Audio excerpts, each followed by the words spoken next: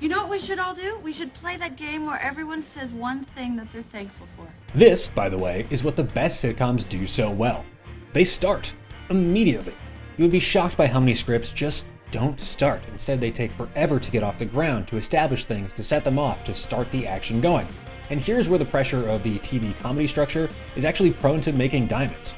Time is too precious and too limited to fuck around with. You have 21 minutes to tell a complete dramatic story, a beginning, a middle, and an end, while also, making it hilarious. This is why so many sitcom episodes start with someone like barreling into a room and being like, "I can't believe I forgot your mother was coming to town." Not only does it make the most of the limited storytelling space, but it immediately puts the audience at ease, setting their expectations for what sort of general show they're in for, whether they know it or not. And when you know what story is going to be told, it's a lot harder to pick up the remote and change the channel to those bastards over at Seinfeld. Not that there's anything wrong with that.